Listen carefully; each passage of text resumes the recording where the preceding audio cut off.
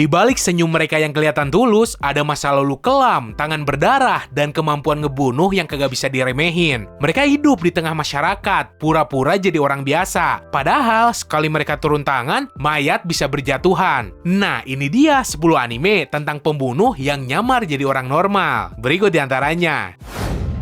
Yang pertama ada The Fable.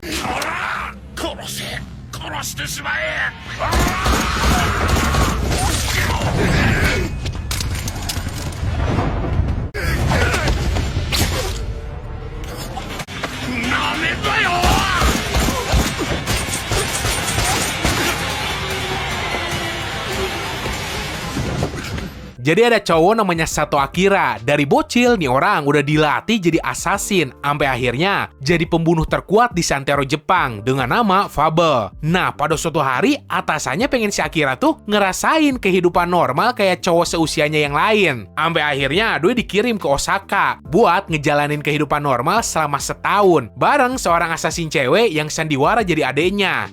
Setinggalnya mereka di sana malah muncul masalah-masalah yang bikin si Akira balik lagi ke dunia hitam. Alhasil yang tadinya janji setahun kagak bakal berurusan lagi sama dunia bunuh-bunuhan, tuh orang malah terlibat lagi. Nyelamatin cewek dari stalker lah, ngehentiin cewek didagangin buat masuk industri JAV lah. Pokoknya anime tuh seru banget, Jir. Sayangnya underrated banget.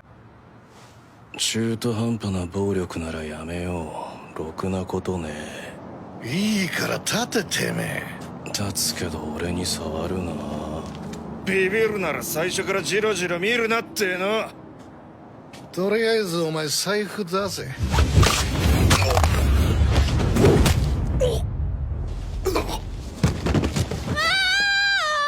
スパイKyoshitsu.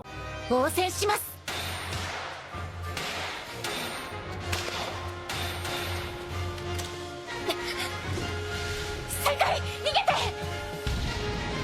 Di dunia yang dilanda perang bayangan, negara-negara kagak lagi perang pakai tentara, tapi saling lempar mata-mata sama assassin. Nah, di tengah kekacauan ini, ada satu proyek rahasia, ngumpulin cewek-cewek gagal dari akademi spionase, dan ngebentuk satu tim bunuh-membunuh yang paling berbahaya. Tokoh utamanya Klaus, adalah mata-mata legendaris yang katanya kagak pernah gagal misi. Tapi sialnya, Doi disuruh jadi guru dari tim murid-murid buangan ini. Cewek-cewek yang sebelumnya gagal total jadi mata-mata. Tujuannya ngelatih tim ini supaya bisa ngerjain misi mustahil. Misi dengan kemungkinan hidup 0%. Dan mereka harus nyelesain misi ini sambil nyamar jadi cewek remaja biasa. Pakai seragam sekolah lah dan sesekali kelihatan lugu. Padahal aslinya mereka bisa ngarungin lu tanpa ketahuan. Si Klaus sendiri punya pendekatan pelatihan yang unik. Doi kagak ngajarin apa-apa dan malah nyuruh muridnya belajar lewat praktek langsung. Makanya di tiap episodenya penuh kejutan. Kadang kocak lah, kadang bikin tegang, kadang wholesome. やあ、待ってましたよ。どうぞ。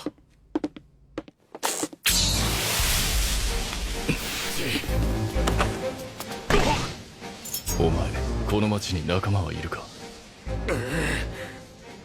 いないか。なら一安心だ。襲撃を察知した理由は何だ？おそらく Spy Family. なんだこれ小麦粉。黄昏！銃はよせ。爆発するぞ。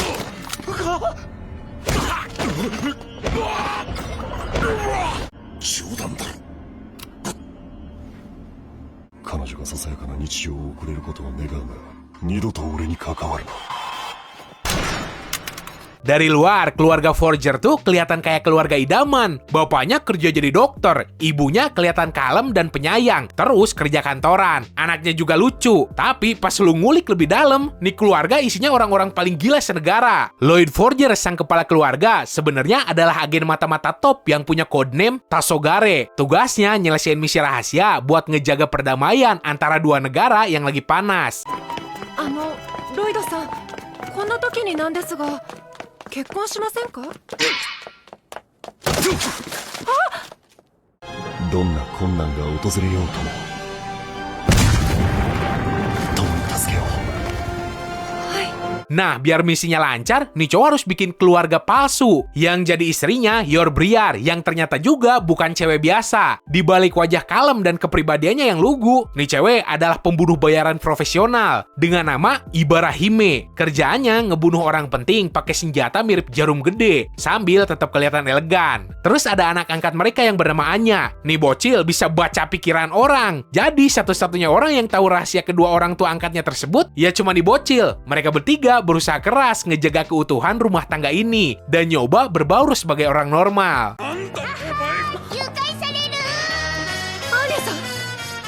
離せ。何をうちの子に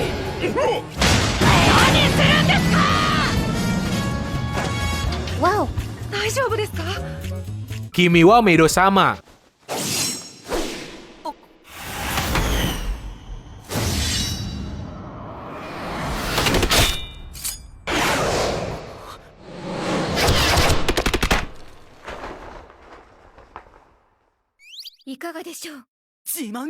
Ada cewek tanpa nama yang tiba-tiba datang ke rumah si MC yang bernama Hitoyoshi. Nih cewek katanya pengen jadi maid pribadi tuh cowok. Ngerasa aneh, jelas si Hitoyoshi langsung nolak. Cuma ya setelah tuh cowok diselamatin pas hampir ketabrak truk, akhirnya nih orang nerima tuh cewek sebagai maid dan dikasih nama Yuki. Aslinya tuh cewek mantan top assassin dari organisasi rahasia yang udah ngebunuh entah berapa orang. Semua rekam jejaknya dihapus bersih. Si Yuki sekarang hidup dalam bayang-bayang masa lalu, berusaha nebus dosa dengan jadi maid yang baik hati. Tapi insting pembunuhnya kagak bisa hilang gitu aja. Setiap kali ada ancaman ngedeketin majikannya, doi langsung berubah jadi mesin pembunuh tanpa ampun. Meskipun abis itu balik lagi jadi maid kayak kagak ada apa-apa.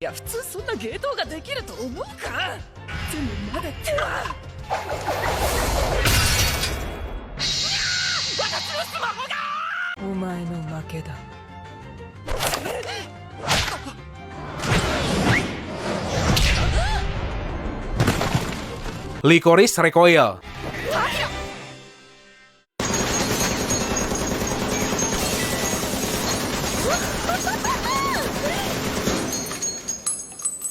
Kalau lu ngira Jepang aman-aman aja dari kejahatan, itu tuh karena ada pasukan cewek SMA bersenjata yang kerjanya nembak penjahat tanpa kedengeran siapapun. Dan mereka semua nyamar jadi anak sekolahan biasa. Di anime ini ada organisasi rahasia bernama Direct Attack yang nyebarin agen-agen cewek muda bernama Licorice buat ngebasmi kriminal sebelum kejahatan terjadi. Mereka pakai seragam sekolah, nongkrong di kafe lah, tapi nyatanya bisa ngabisin segerombolan gangster cuma dalam hitungan detik.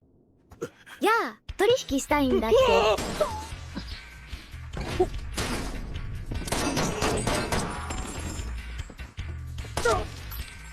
Tokoh utamanya Chisato Nishikigi, seorang Licorice paling overpowered se-Jepang. Tapi bedanya, doi punya prinsip kagak mau bunuh orang. Padahal kemampuan nembaknya dewa banget. Udah gitu bisa dengan gampangnya ngehindarin peluru. Di sisi lain, partner barunya, Takina Inoue, lebih sadis asal misi kelar, bodo amat mau pakai cara apapun. Nah, buat nyamarin identitas asli mereka, keduanya kerja di Licoreko, cafe yang isinya pelayan cewek semua dan pemiliknya jomok.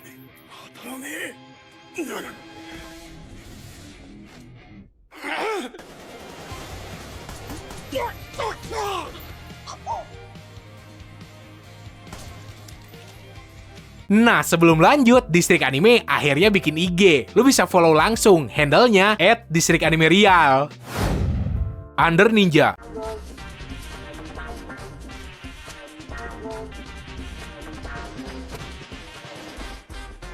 どうぞ。見てんじゃねえよ。 Ninja tuh bukan cuma cerita masa lalu Jepang doang. Di dunia modern, mereka masih eksis. Cuma bedanya sekarang mereka hidup ngumpet banget. Ada yang jadi kurir lah, kasir, anak sekolahan, bahkan sampai jadi gembel. Salah satunya si tokoh utama yang bernama Kurokumo Gakure, ninja pengangguran yang nyamar sebagai anak SMA umur 17 tahun. Padahal aslinya udah 24. Doi itu kagak punya kerjaan, hidupnya mageran, dan kelihatan kayak anak sekolahan yang hobi rebahan doang sambil nonton TV. Tapi nih cowok sebenarnya anggota dari klan Kumogakure, yang jadi bagian dari organisasi ninja rahasia yang nanganin konflik global. Nah, si Kuro ini disuruh nyusup ke sekolahan buat ngebantai agen rahasia negara lain. Meskipun kelihatan lemah, tapi pas udah serius, skillnya beneran serem. Gerakannya cepet, killnya bersih, dan Doi kagak segan ngebunuh kalau misinya emang harus berdarah-darah. じゃあまた後で。まあゆっくりお茶でもしてゆきたまえ。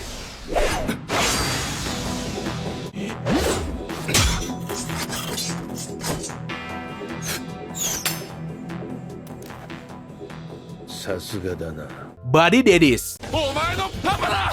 パパ。ミリ、飛べ。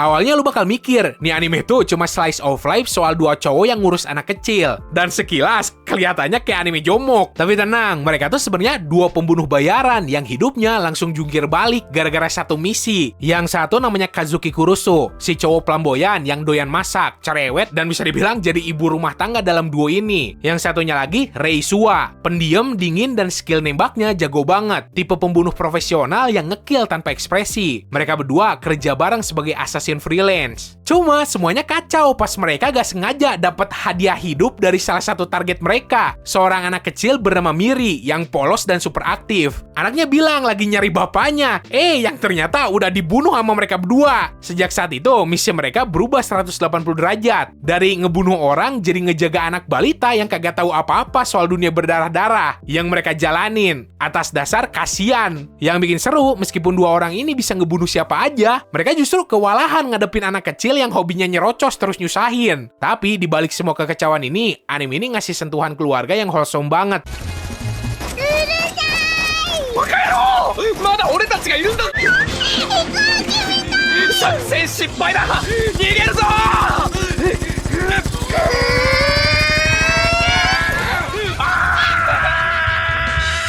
Darker Than Black.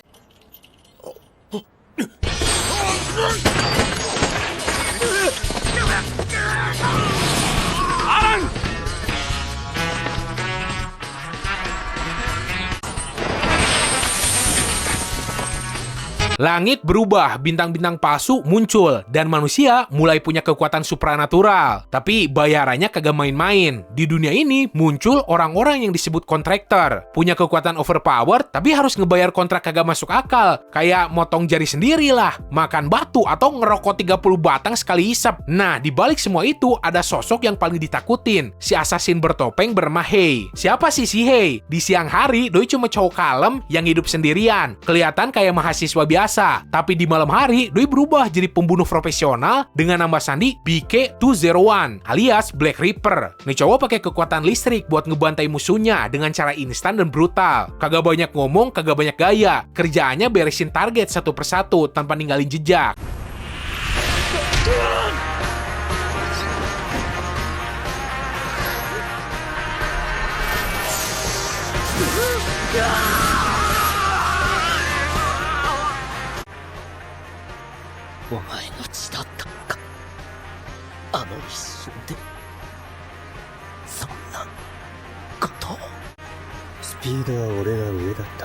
Sakamoto Days.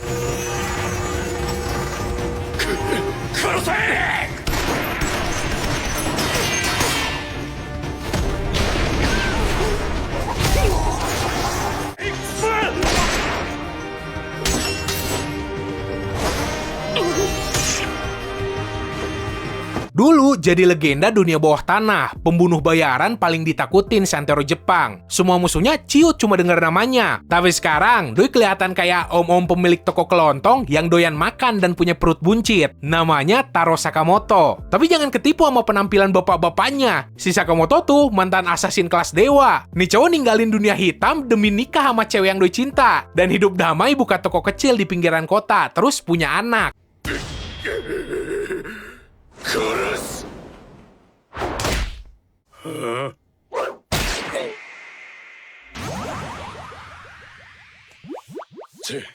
君割りデブだぜ。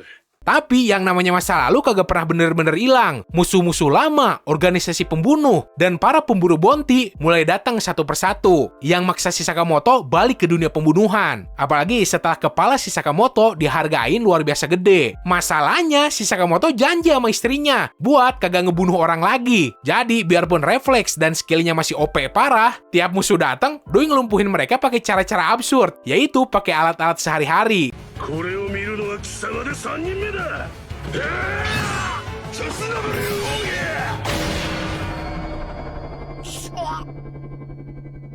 Dan satu lagi ada Yozakura-san Chino Daisakusen.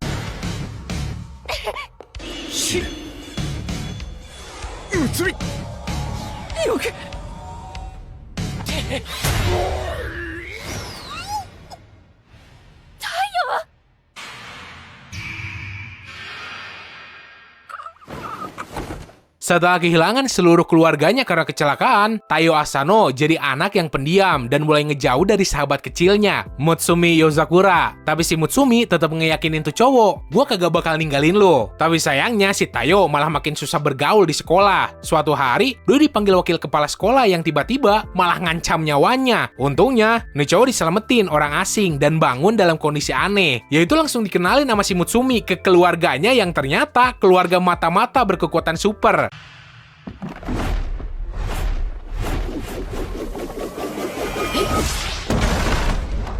さあ兄弟喧嘩の時間だ。ごめんね兄ちゃん。 Tiap generasi cuma ada satu orang biasa yang jadi kepala keluarga. Dan sekarang tuh si Mutsumi. Tugas anggota keluarganya yang lain, ngelindungin si Mutsumi sampai titik darah penghabisan. Plot twistnya si Wakasek tadi ternyata Kyoichiro, kakak tertuanya si Mutsumi. Karena Doi nganggap si Taiyo berbahaya, makanya tuh cowok mau dibunuh. Nah, satu-satunya cara biar si Taiyo tetap hidup adalah nikah sama si Mutsumi. Soalnya ada aturan keluarga yang ngelarang buat ngebunuh anggota keluarga sendiri.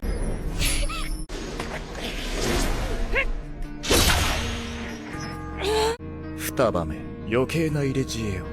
だが万が一でもそんなことさせるわけには。これからは俺がお前を守るんだ。